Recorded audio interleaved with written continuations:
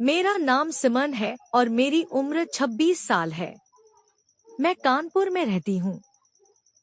हमारे घर में मेरी माँ, पापा, मैं और मेरे बड़े भैया रहते हैं।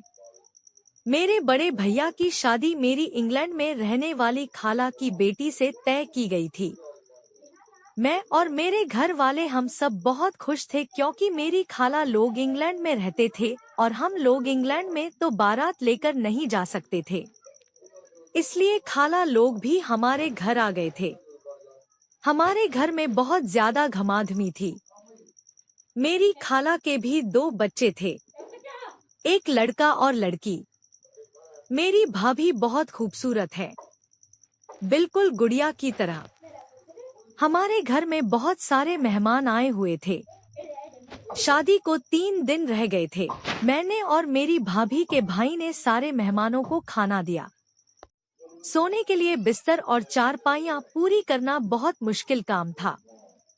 हम दोनों ने बहुत कोशिश के बाद सारे मेहमानों को जगह प्रदान कर दी, लेकिन हमें खुद सोने के लिए कोई जगह नहीं मिल रही थी। बहुत ढूंढने के बाद स्टोर रूम में एक चटाई और पुराना सा तकिया मिल गया, लेकिन उस पर सिर्फ एक आदमी सो सकता था और हम 2 लोग थे और थे भी एक दूसरे के लिए गैर। मैंने उससे कहा, आप यहाँ सो जाओ, मैं कोई और जगह ढूंढ लेती हूँ। वो बोला, कब से तो ढूंढ रहे हैं, कोई जगह मिली तो नहीं, आप इस तरफ मुंह करके सो जाओ। मैं उस तरफ मुंह करके सो जाता हूँ। मैंने कहा, ठीक है। हम लोग बहुत ज्यादा थके हुए थे, इसलिए पता नहीं चला कब हमारी आंख लग गई और कब सुबह हो गई। अगले दिन भी वही रूटीन थी, नाश्ता करना और फिर सो जाना। अब हम दोनों को भी एक ठिकाना मिल चुका था। हम लोग आसानी से वहां जाकर सो गए बिना किसी मशक्कत के। आज हम लोगों ने बातें शुरू कर दी। सूरज बोला, कितना अच्छा लग रहा है ना सारी फैमिली का इकट्ठे रहना। मैंने कहा, बात तो सही है लेकिन थोड़े मसले भी हैं। वह बोला, यह तो हर चीज में ही होता है। मैंने कहा, बिल्कुल। वह मुस्कुराया और बोला, ओके, गुड नाइट, सो जाओ। बजाहिर तो हम लोग आंखें बंद करके सो गए थे, लेकिन कुछ देर के बाद मुझे अपने ऊपर सूरज का बाजू महसूस हुआ। मैं अभी सोई नहीं थी। अभी कुछ वक्त ही गुजरा था कि उसकी एक टांग भी मेरे ऊपर आ गई। मैंने उसकी तरफ मुड़कर देखा, लेकिन वह सो रहा था। मैंने मुंह दूसरी तरफ किया और सोने की कोशिश करने लगी और फिर पता नहीं कब सुबह हो गई। अगले दिन भाई की शादी थी। सब लोग शादी हॉल गए हुए थे। मुझे भाई का कमरा सजाने के लिए घर रुकना था। सूरज कुछ देर बाद घर आ गया। मैंने पूछा, क्या हुआ? वह बोला, मेरी कुछ तबीयत खराब है। मैंने कहा, दवा की जरूरत है? तो वह बोला, नहीं, तुम क्या कर रही हो घर में? मैंने कहा, भाई का कमरा सजा रही हूँ। वह बोला, मैं मदद करवाऊं? मैंने कहा, नेकी और पूछ पूछ। वह मुस्कुराया और बोला, बताओ क्या करना है। हम लोगों ने कमरा सजाया। बहुत खूबसूरत लग रहा था कमरा। सूरज बोला, आज शाम से तुम बहुत प्यारी लग रही हो।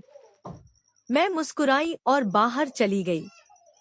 रात को तकरीबन 9 बजे सारे घरवाले वापस आए। सब लोग थक हार कर आए थे। हमारे ज्यादातर मेहमान दूसरी कंट्रीज के थे क्योंकि मेरी फूफू और खाला वगैरह दूसरे मुल्कों में ही हैं। भाई और भाभी अपने कमरे में चले गए।